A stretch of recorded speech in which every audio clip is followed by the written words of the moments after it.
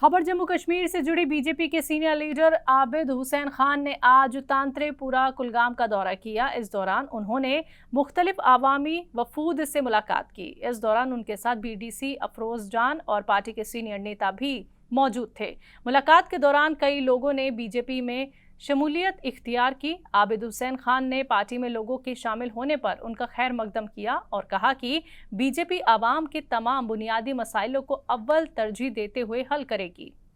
जो मोदी जी के 9 साल बेमिसाल रहे, जिस तरह प्राइम मिनिस्टर ऑफ इंडिया ने अनथक काम की है डेवलपमेंट के रिलेटेड, और उसके साथ साथ भारतीय जनता पार्टी ने जितनी स्कीम यहाँ पर लॉन्च किए, चाहे सेहत स्कीम हो, PMAY की स्कीम हो, 2 लाख के करीब शेड यहाँ पर रिलीज़ करना, और उसके साथ साथ गली कोचों में मैकडमाइज होना, ये बड़ी अचीवमेंट है।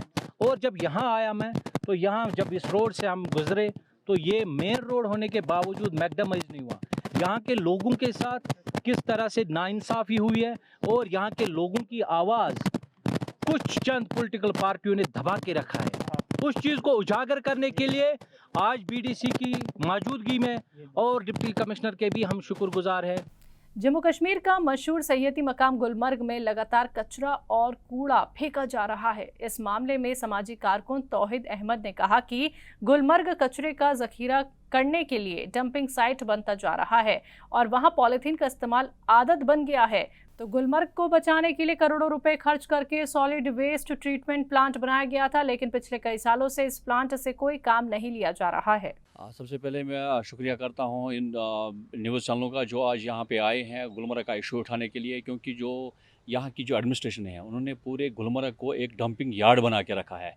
2014 में यहाँ पे हमने जो STP बनवाया था, उसके बाद 1 साल तो टेंडर निकला, उसके बाद टेंडर तो कागज़ों में आज भी निकलता है लेकिन वो डिफंक्ट है। और जितना भी सॉलिड वेस्ट निकलता है होटलियर से, आर्मी से, बाकी जगहों से जितना भी आ रहा है, ये सीधा वहाँ से ला के फॉरेस्ट एरिया और डंपिंग या जो STP है उसके बाहर ही डंप कर देते हैं। अगर ऐसा ही चलता रहा तो मुझे लगता है कि 1-2 साल के अंदर अंदर गुलमर्ग टूरिस्ट डेस्टिनेशन नहीं रहेगी, बल्कि एक रेगिस्तान बन जाएगा।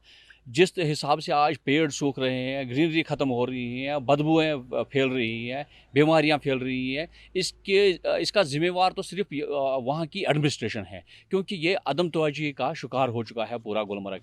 ये सिर्फ बोलते हैं कि स्वच्छ भारत मिशन, स्वच्छ भारत मिशन, स्वच्छ भारत। मोदी जी ने जो स्वच्छ भारत मिशन का ये पैगाम पूरे हिंदुस्तान में चलाया था, जो स्कीम चलाई थी, लेकिन वो यहाँ कश्मीर में इम्प्लीमेंट नहीं रही, ख़ास करके गुलमर्ग में इम्प्लीमेंट नहीं हो रही है।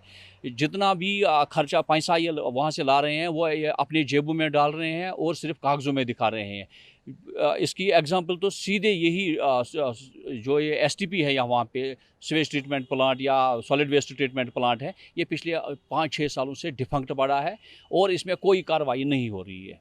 यही कहूँगा कि ये जो negligence on part of the CO है, CO की ये जिम्मेवारी थी, और गुलमर्ग गंडोला वालों की भी ये जिम्मेवारी थी कि वो as per the order pass by the honourable high court from time to time 2017 में ऑनरेबल हाई कोर्ट ने भी एक ऑर्डर निकाला था कि गुलमर्ग को पॉलीथीन फ्री जोन बनाया जाए। टंगमर्ग में चेक पॉइंट पे ही अपनी एजेंसीज वो लगा के रखें और फ्रिस्किंग भी करें। ऑर्डर में ये भी लिखा है कि फ्रिस्किंग करें और किसी भी पॉलीथीन के एक टुकड़े को भी ऊपर अलाउ ना किया जाए, लेकिन वो सिर्फ कागज़ों में रहा है। और ये जो CO, बाकी जो म्यूनसिपलिटी और गंडोला वाले हैं, ये इनकी आपस में मिली भगत हैं होटलियर्स के साथ और बाकी एजेंसीज के साथ, इनको ये अलाउ कर रहे हैं। जो आज हम ये विजुअल्स यहाँ पे देख रहे हैं, जो हम यहाँ पे ये जो सीन देख रहे हैं, जिसकी वजह से पूरा फॉरेस्ट जो है वो एक डंपिंग यार्ड बन चुका है, एक डंपिंग ग्राउंड बन चुका है। ऐसा लग रहा है कि दूसरा अचन जो श्रीनगर में है, अब ये गुलमर्ग में अचन बना रहा है। डिग्री कॉलेज बेरोह में जामे तरक्की के लिए समाजी तहफ़्फ़ुज़ पर 2 रोज़ा कौमी कॉन्फ्रेंस इख्तिताम पजीर हुई।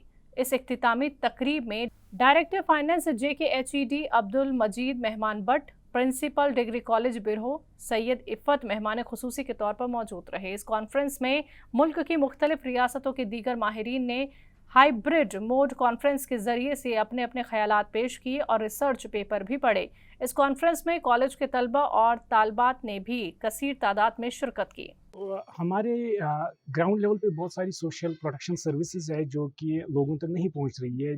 Many people are deprived of those services. इसमें क्या इश्यूज आ रहे हैं, तो इसके लिए हमारे पास माहिरीन होते हैं जो कि ग्राउंड लेवल पे काम करते हैं, रिसर्च करते हैं और फिर हमारे पास सोल्यूशन लाते हैं और आइडेंटिफाई करते हैं उन प्रॉब्लम्स को।